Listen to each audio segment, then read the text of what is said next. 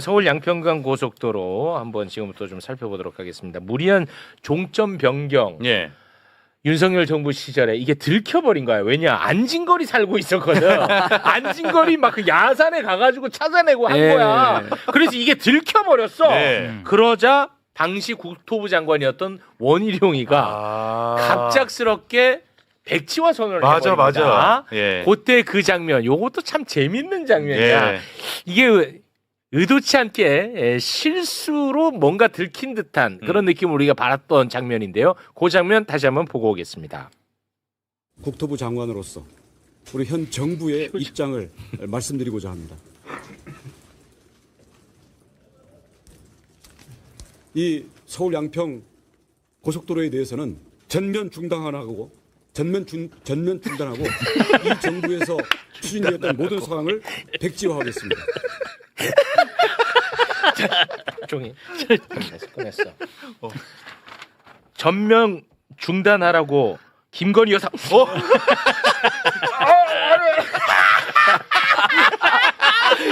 예. 큰일 날 뻔했어요. 요거 시대의 장면입니다. 자, 이거.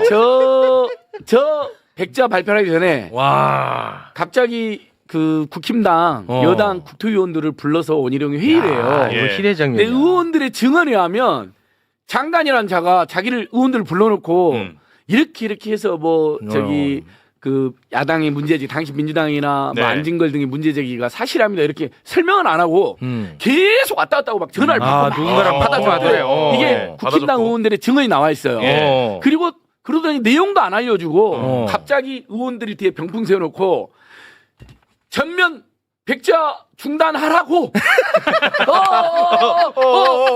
중단하겠습니다. 한 거야. 옆에 있는 의원들이 정말 똥 씹은 표정으로 바뀝니다. 뭐야 이놈 뭐야? 그게 회의에 전혀 논의가 안 됐던 내용인데 전화 받고 한 30분을 막 왔다 갔다 하면 전화 받았대요. 증언에 하면. 그리고 우리 발표했는데 쪽지에서 읽었는데 본인이 적은 거 아니에요. 전면 중단하라고 지시를 내렸다 이렇게 적은 거잖아요. 그걸 그대로 읽어버린 거예요. 중단하겠습니다 해야 되는데 옆에 있는 국힘당 의원들이 항의할 정도였어요. 아 그래요. 네. 자, 그래서 이 전면 백지화한 이 건과 관련해서 특검이 지금 문제 삼고 있는 거. 요 입건했죠 원희룡이를. 네, 피의자로 입건해서 소환을 통보를 했습니다. 근데 일단 폐문부제라고 많이 들어보셨죠? 요 처리되면서 일단 뭐 그러니까 그 통지서를 안 받은 거지. 안 받은 거예요. 네. 그래서 원희룡 지금 전 장관 같은 경우에는 SNS에 글을 하나 올렸거든요. 네. 통지서는 안 받고 글을 올리더라고요.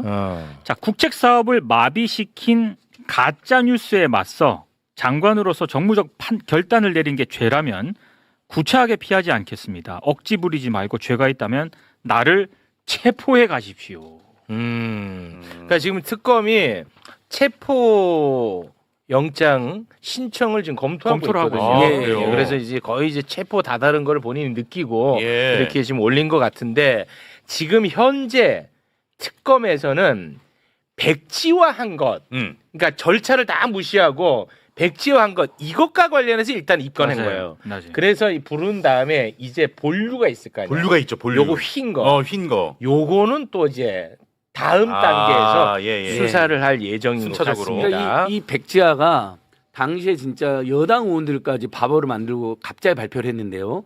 당시에 우리 민주당과 시민단체들이 고발도 하고 기자회견하면서 5개 법률 위반했다고 조목조목 짚었습니다. 이게 예비타당성 조사를 통과한 거잖아요. 네. 그러면 국가재정법상 기재부 장관이랑 협의를 해야 됩니다. 네. 사업을 계속하든 중단하든 변경하든 중대한 사안이기 때문에. 예. 그다음에 도로법과 대도시 광역교통관리 특별법에 의하면 이런 중대한 국토계획, 도로계획이 발표가 됐잖아요. 예탁까지 통과가 됐잖아요.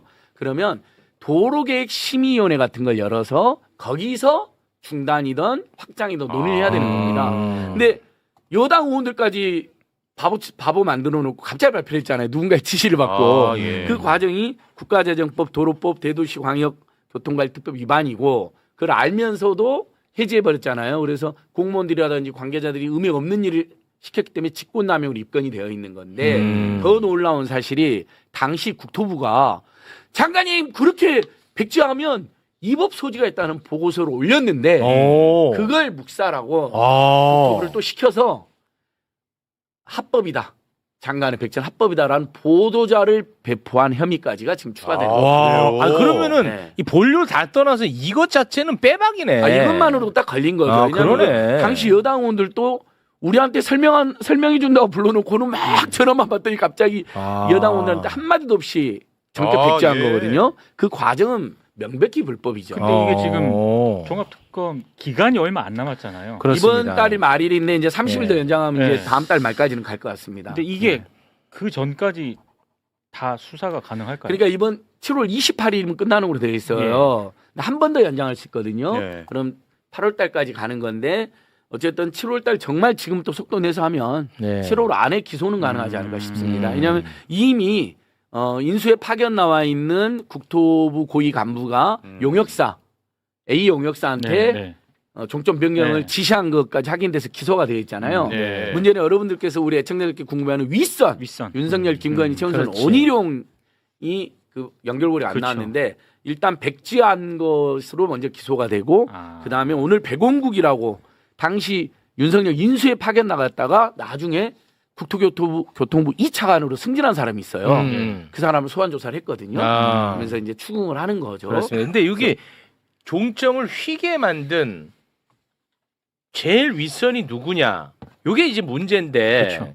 근데 그것과 관련해서는 정황 증거는 지금 많이 예. 특검이 확보를 해놨었어. 그렇죠. 국토부 실무자들끼리 이 종점 변경 특혜 의혹 터지고 했을 때 자기들끼리 이제 난리가 나가지고 예. 통화한 녹취를 확보해 놓은 상태잖아요. 예. 이미 뭐 매불쇼에서도 많이 다뤘잖아. 그렇습니다. 근데 까먹었을까봐. 자, 이거 너만 알고 있어.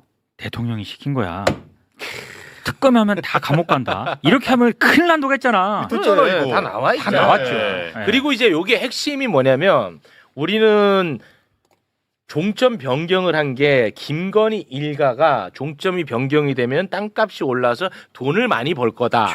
여기까지만 우리가 의심했었어. 그렇죠. 근데 그렇게 소박한 사람들이 아니었다는 것도 다 드러났다고. 네. 예.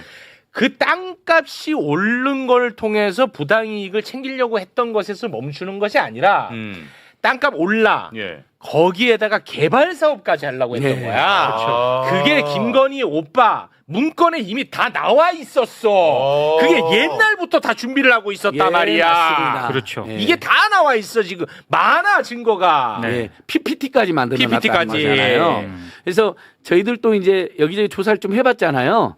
그러니까 국토부 서기관이나 간부들이 인수위 가가지고 용역업체한테 변경을 하는데 그게 5일 만이거든요. 인수위. 네, 맞습니다. 근데 인수위 5일만. 또 다른 용역업체도 있었어요. 이게 대규모 공사이기 때문에 또 다른 용역업체 등등을 제가 탐문해 보니까 예. 실제로 또 다른 용역업체가 딱 갔는데 기존 그 메인 용역업체가 야야 이야기 다 된 거야. 종점 변경해야 돼라고 강요 또는 설득을 하더라는 겁니다. 니들 그냥 따라와. 그래서 멋모로 따라갔다는 증언들이 지금 아하. 특검 안팎에서 파기되어 있습니다. 저도 청취를 했고요. 예. 저희들도 취재를 하니까 기자는 증거가 아니지만. 많아. 예, 그러니까 모든 정황이 윤석열, 김건희, 원희룡을 가리켜 그렇습니다. 있다. 네. 그래서 그 말씀 듣고 이 얘기로 시작을 해야 될 것 같습니다. 우리가 문재인 정부에서 문재인 정부의 검찰은 좀 다를 것이다라고 하다가 한 칼 세게 맞은 거 아닙니까? 근데 오늘 이재명 정부의 검찰이 다르다라는 전제를 반복해서 말씀하시는 것은 저는 굉장히 우려가 된다라고 생각을 합니다. 문재인 정부에서 공공기관장으로 임명됐던 Y 이사장이 있습니다. 아마 장관님께서도 잘 아시는 아주 명망이 있으시고 인품이 좋은 분인데 그 공공기관 가가지고 부패 척결하겠다라고 나섰다가 부패 밑에 있는 부패 공직자들이 그 기관장이 부당한 업무 지시하는 걸 들었다 나도 들었다 이 진술 하나 가지고 윤석열의 검찰이 집요하게 괴롭혀서 결국은 형을 받아서 불명예스러운 삶을 살고 있습니다. 꼭 기억해 주시기 바랍니다. 종합특검과 관련해서 오늘 국민의힘에서 지방선거용이다 이런 비판들을 하십니다. 저는 무소속이니까 저희 의원실에서 지방선거 나가는 사람 아무도 없기 때문에 저는 여기저기 치우치지 않고 얘기할 수 있습니다. 얘기하겠습니다. 종합특검이 무슨 지방선거용입니까? 제대로 내란 세력 척결하자라고 하는 것이죠. 국민의힘이 반성을 안 하기 때문에 이런 일들이 반복되고 있다고 생각합니다. 장동혁 국민의힘 대표 1일 날 국립서울 현충원 참배를 했더라고요. 방명록에 뭐라고 적었는가? 민유방본 정제양민 이렇게 적었습니다. 국민이 나라의 주인이고 정치는 국민을 섬기는 일이다. 그래서 뭘 하겠다는 건데 7일 날 기자회견하는 내용을 보니까 당의 가치와 방향을 재정립하고 전 당원의 뜻을 물어서 당명 개정하겠답니다. 당명 개정. 예? 중고차가 색깔 바꿔 입으면 제 차례입니까? 당명 개정이 자기들이 지금 역사 앞에 반성하는 길입니까? 그리고 와서 특검을 반대합니까? 특검에 돈이 들어간다고요? 내란 때문에 국고 손실이 얼마가 났습니까? 민간의 자산이 얼마가 작살이 났습니까? 수조 원대의 돈이 공중으로 날아갔습니다. 아니 지금 특검에서 쓰는 돈이 캄보디아 갖다 주는 돈입니까? 이런 일이 반복되지 않게 하는데 수백억을 쓰는 게 뭐가 문제입니까? 그래야 다시 반복되지 않죠. 반복되면 수조 원, 수백조 나라가 망할 수도 있는데 어떻게 이런 얘기를 합니까? 파견 검사 수 줄이는 거 저는 잘 됐다라고 생각합니다. 제가 여러 루트로 들었지만 지난번에 보면 조희대 대법원장 면죄부를 줘요. 그게 뭡니까? 수사도 제대로 안 했습니다. 그 시간에 방첩사 파견 거절했다. 그때 이미 국회에서는 해산 준비가 계엄 해제 준비가 다 돼 있는 상황이에요. 누가 그때 그런 결정을 합니까? 그거 하나로 어떻게 무혐의 처리를 해요? 다시 조사해야죠. 김충식 얘기 제가 지난번에 드렸습니다. 수사 범위가 넓어진다고 수사를 안 한다. 증거가 왔는데 담당 검사, 파견 검사들이 수사관들한테 적당히 해라, 덮으라고 얘기했는데 어떻게 이걸 덮고 갑니까? 있을 수 없는 일입니다. 다시 제대로 파야 된다라고 생각합니다. 통일교 문제 관련해서 몇 가지 말씀드리겠습니다. 오늘 통일교 신천지 특검이 오늘 보류가 돼 있긴 하지만 조속한 시간 내에 아까 제가 나경원 의원 말씀하시는 거에 깜짝 놀랐어요. 전재수 의원만 콕 집어서 하자고요? 통일교 특검을 왜 합니까? 종교 집단이 정교 분류의 원칙을 어기고 10만 단위가 넘는 사람이, 신천지도 마찬가지잖아요. 특정 정당에 들어가서 정치 개입하고 이권 개입하고 그러니까 특권하자라고 하는 건데 무슨 여당 관련 국회의원 한 사람 콕 집자고 못하러 특검을 합니까? 제대로 털어야지. 지금 통일교가 뭐 하고 있습니까? 서울 강남의 핵심 자산 평화빌딩 매각했다 그러죠. 1,600억짜리 빌딩 보통 매각하려면 1년에도 쉽지 않아요. 어떻게 일주일 만에 매각합니까? 얼마나 구린 게 많으면 이런 짓을 합니까? 빨리 특검에서 파야 된다라고 저는 생각을 합니다. 신천지 당연히 해야 됩니다. 10만 명이 들어가가지고 당을 흔들어 놨는데 왜 특검을 안 합니까? 국민들이 통일교, 신천지 특검 왜 궁금해 하겠습니까? 어떻게 특정 신흥종교 집단이 이렇게 정치에 개입해서 나라의 기둥뿌리를 흔드는가? 그거 보고 싶다는 거 아닙니까? 양평 관련 사건 다시 파야 됩니다. 양평 공무원 사망 사건 가지고 다시 지난 특검을 흔들기를 하고 있는데 잘 아시겠지만 지난 양평 관련 공무원 사망 사건에 국민의힘의 김성교 의원 등이 개입해 있다는 이야기 나오고 있지 않습니까? 제대로 파야 되지 않겠습니까? 어떻게 이런 이야기를 할 수 있습니까? 저는 존경하는 추미애 위원장님, 오늘 2차 종합특검 법안에서는 지난번에 제가 제안드렸던 김충식과 마약 등이 빠져 있지만 이후에 김충식의 통일교는 자기가 주도적으로 개입했다라고 한 이상 적어도 통일교 특검에는 분명하게 반영될 수 있도록 도와주시고 또 마약 관련해서도 통과되어 있는 상설 특검이 본회의를 통과해서 철저하게 파헤칠 수 있도록 민주당 의원님들께서 뜻을 모아주실 것을 부탁드리는 것으로 제 발언 마무리하겠습니다. 네, 수고하셨습니다. 윤석열 정부 2년 차인 2023년 국토부가 양평고속도로 종점을 김건희 씨 일가 땅과 인접한 양평군 강상면으로 바꾼다고 발표하면서 특혜 시비가 불거졌습니다. 당시 국토부 장관은 개발이 불가능한 곳이라 해명했습니다. 선산 땅입니다. 조상들의 무덤이 있는 땅이라는 거죠. 개발합니까, 여러분? 그런데 김 씨 일가가 선산 땅이라던 해당 부지에 일찌감치 주택 분양 사업을 계획했던 정황이 포착됐습니다. 특검은 김건희 씨 오빠 김진우 씨가 2020년까지 작성해온 양평 전원주택 사업 계획서란 제목의 PPT 문건을 확보했습니다. 사업 부지인 강상면 병산리 일대는 종점으로 지목된 곳에서 반경 1km 이내에 있습니다. 여기다가 전원주택 지으려고 한 적 있어요? 그랬나 봐요. 샀다고 그러는데 모르겠어요. 지금은 어떻게 됐는지. 문건에 적힌 토지 일대로 들어가는 길목입니다. 김건희 씨 오빠 김진우 씨는 축구장 2배 정도 면적인 이 토지를 개발해서 전원주택 사업을 하려는 계획을 세웠습니다.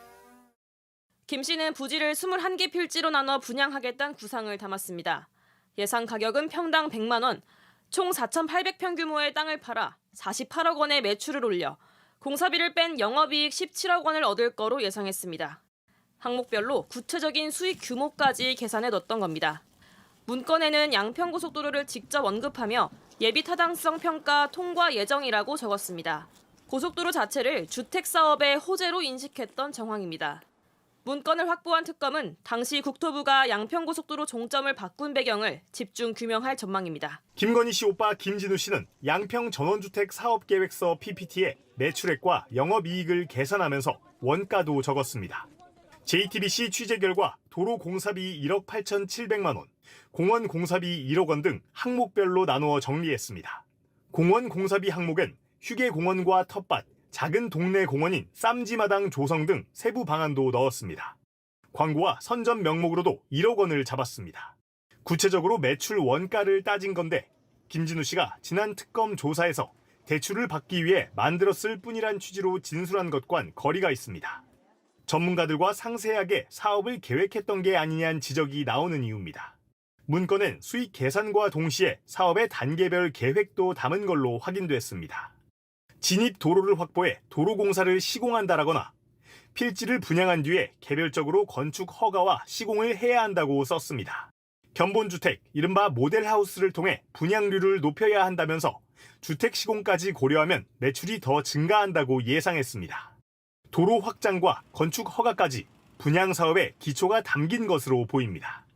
사건을 넘겨받은 종합특검팀은 원희룡 전 국토부 장관 출국 금지를 시작으로 수사에 돌입했습니다.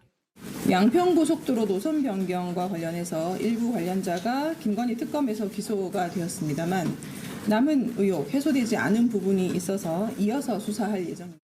특검은 조만간 강제 수사에 나설 걸로 보입니다. 네, 김건희 씨 오빠 김진우 씨가 작성한 전원주택 사업 PPT 문건을 취재한 법조팀의 윤정주 기자가 나와 있습니다. 김건희 씨 일가가 그 부지에 주택 분양 사업을 계획한 걸로 보이네요. 네, 그렇습니다. 이 PPT 제목은 양평 전원주택 사업 계획서로 김건희 씨 오빠 김진우 씨가 2016년 처음 작성했습니다. 그리고 2020년까지 여러 차례 수정을 거쳤습니다. 양평군 강상면 일대의 4,800평 규모의 땅에 전원주택 20에서 30채를 짓고 이 한 채당 2억에서 3억 원에 분양하는 계획을 세웠던 것으로 취재가 됐습니다. 이 총 매출은 48억 원, 17억 원의 영업이익을 예상했는데요. 주택단지를 조성하는 데 필요한 도로와 공원, 텃밭을 조성하는 비용까지 모두 PPT에 적어놨습니다. 이 자료는 지난해 김건희 특검이 확보했고 사건을 넘겨받은 종합특검이 분석하고 있습니다. 네. 2023년 양평고속도로 종점 변경 논란이 불거졌을 당시에 원희룡 당시 국토부 장관은 강상면 땅은 선산이 있어서 개발이 불가능하다는 취지로 해명했는데요. 이 정작 땅 주인인 김 씨 일가는 원전 장관의 이런 해명과는 다르게 수년 전부터 수익 사업을 구체적으로 계획하고 있던 겁니다. 네, 조상묘가 있어서 어떻게 개발하느냐 이렇게 주장을 했었잖아요. 실제 부지에 가보니까 어땠습니까? 국토부가 변경한 종점 예정지와 가까웠습니까? 네, 취재진은 김진우 씨가 주택 분양 사업을 하려 했던 강상면 부지를 찾아가 봤는데 이 종점 예정지로부터 1km 거리 이내에 있었습니다. 주택 분양 사업은 대도시 접근성이 성패를 가를 핵심 요소이기 때문에 만약 윤석열 정부 계획대로 변경됐다면 큰 호재가 될 수 있었을 것으로 보입니다. 실제 김진우 씨도 PPT에 양평고속도로를 언급하면서 예비 타당성 평가를 통과할 예정이라고 적었는데요. 김 씨는 다만 해당 문구는 인터넷 게시글을 참고한 것이라고 김건희 특검 조사에서 해명했습니다. 예, 양평고속도로 의혹과 관련해서 김건희 씨가 직접 개입한 것으로 의심되는 정황도 나왔죠. 네, 지난해 이 사건을 먼저 수사한 김건희 특검이 확보한 국토부 관계자 녹취가 있습니다. 양평고속도로 종점 변경이 백지화된 이후인 2023년 7월 대통령직 인수위에 파견됐던 국토부 김모 과장이 이 동료에게 IC를 만들어달라고 했는데 JC를 만드니 여사가 화가 났다. 이런 취지로 말하는 육성이 담겼습니다. 김건희 일가 땅으로 연결되는 IC가 아니라 진출입로가 없는 JC로 계획을 짜자 이 김건희 씨가 문제 제기를 했다는 취지로 해석되는데요. 김건희 특검은 김건희 씨가 종점 변경에 관여한 정황으로 의심해서 추구했지만 이 대화 당사자들은 농담성, 푸념성으로 언론 대응 과정에서 한 이야기라며 부인했습니다.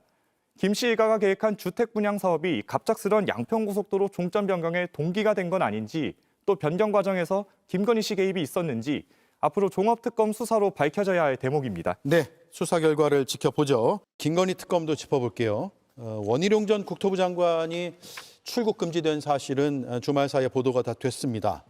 크게 두 가지 의혹을 받고 있는데 첫 번째는 삼부토건 주가 조작 의혹과 관련이 있느냐 여부입니다. 우크라이나 재건 사업을 위한 포럼에 삼부토건의 대표이사가 함께 참여한 것이 관련성을 의심하는 데 하나의 근거가 되고 있고요. 또 하나는 서울 양평 고속도로 특혜 의혹입니다. 국토부 자체가 주무부처였고 당시의 장관이 원희룡 전 장관이었고요. 논란이 일자 사업 백지화를 선언하긴 했죠. 그런데 그 과정에서 2023년, 22년, 23년 요 사이에 많은 변경들이 있었고 그 변경을 백지화하는 과정이 있었기 때문에 뭔가 석연치 않다라는 게 의혹을 제기하는 또 의구심을 갖는 분들의 관점의 포인트인 것 같습니다. 강제 수사에 임박한 것으로 보입니까? 원희룡 전 장관에 대해서? 그렇게 봐야죠. 지금 출국 금지가 됐지 않습니까? 자, 첫 번째 서울 양평 고속도로인데요. 이거는 저도 그 당시 한번 취재를 해봤는데요. 인수위에 파견 나와 있던 국토부 공무원들이 이 사건을 알았을 가능성이 높습니다. 자, 그런데 그 당시에 원희룡 장관은 뭐였냐면 인수위 부위원장입니다. 인수위에 나와 있었습니다. 예. 그리고 나중에 국토부 장관이 됩니다. 예. 즉 서울 양평 고속도로가 국토부에 의해서 변경되고 난 뒤에 알았는가, 아니면은 인수위에 있을 때부터 원희룡 장관도 알았는가, 이게 중요한 하나의 대목이 될 겁니다. 네. 그 부분을 확인해야 되고요. 근데 나중에 보면 백지화 해버려요. 뭔가 찔리는 게 있지 않나, 뭐 이렇게 추정도 됩니다. 두 번째 이제 삼부토건 관련해서 우크라이나 재건 포럼인데 이 부분은요 아마 국토부 공무원들이 다 알 거예요. 왜 삼부토건이 이런 데 따라왔지? 다 의심을 했을 겁니다. 그러나 물어보지는 못했을 거예요. 공무원들이 눈치는 챘지만은. 그렇다면은 이 삼부토건이라든가 따라가는 업체를 선정한 사람이 누구냐라는 예. 거, 이 부분만 확인하면은 원희룡 장관의 개입 여부, 또 더 윗선의 지시 여부, 이런 것들이 밝혀집니다. 저는 이 두 사건 다 국토부 내에 있었던 일이기 때문에 공무원들을 불러서 조사를 하게 된다면 결국은 증거가 나올 수밖에 없을 것이다, 그렇게 봅니다. 네. 다른 의견 있으세요, 이에 대해서? 예. 우선적으로 이제 서울 양평 고속도로 관련해서 저희가 좀 중요하게 볼 대목이 있습니다. 뭐냐면 종점이란 표현입니다. 우리가 말한 종점이라고 한다면 고속도로에서 일반 도로로 바뀌는 진입이 되게 쉬운, 용이한, 그렇게 봐야 됩니다. 그러니까 일반적으로 도로가, 내가 가진 땅 위에 도로가 지나면 좋습니다. 예. 그렇지만 그 도로가 고속도로일 경우에는 제가 직접 뭔가 그 고속도로를 직접적으로 탈 수는 없는 겁니다. 그렇기 때문에 IC가 있어야 됩니다. 나들목이 있어야 되는 거거든요. 그렇다면 지금 진출 진입이 가능해야 맞습니다. 된다. 예. 지금 종점에 IC가 있는지, 아니면 이른바 이제 나들목이 있는지, 아니면 분기점이 있는지가 되게 중요한데요. 지금 문제가 되고 있는 쪽은 실질적인 진출입이 있는 곳이 아니고요. 거기는 분기점입니다. 그러니까 분기점은 뭐냐면 내가 그 주변에 땅이 있더라도 고속도로와 고속도로가 만나는 어떤 기점이기 때문에 내가 그쪽으로 직접적으로 고속도로를 이용할 수 없습니다. 예. 그래서 가장 본질적인 건 뭐냐면 고속도로의 어떤 종점에 내가 땅이 있다고 했을 때 그 종점이 우리가 기차역이나 아니면 버스역처럼 실질적으로 내가 이용할 수 있는 입출로가 있는지, 이른바 나들목인지가 중요하고요. 그게 아니라서 일종의 분기점이라고 한다면 큰 의미가 없는데 제가 알기로는 분기점입니다. 그래서 이 문제에 대해서 아주 핵심적인 것은 실제로 가서 김건희 여사의 어떤 땅, 그 부분이 실제로 고속도로를 지나느냐가 안 지나느냐가 중요한 게 아니라 예. 고속도로에서 일반 도로로 이어지는 진출입이 있느냐가 되게 중요합니다. 그리고 또 하나 말씀드리고 싶은 거는 우크라이나 재건 포럼에 삼부토건이 왜 갔느냐, 이 부분 아닙니까? 여기에서도 핵심이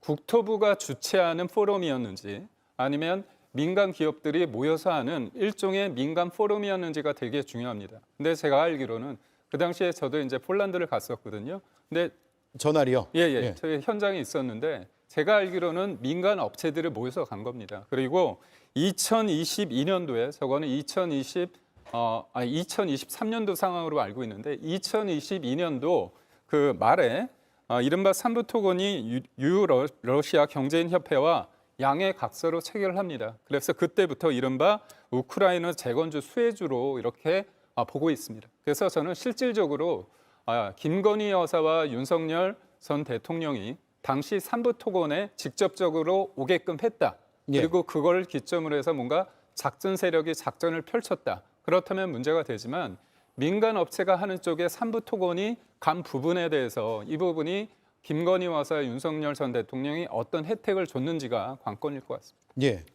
그 강상면을 저는 가봤거든요.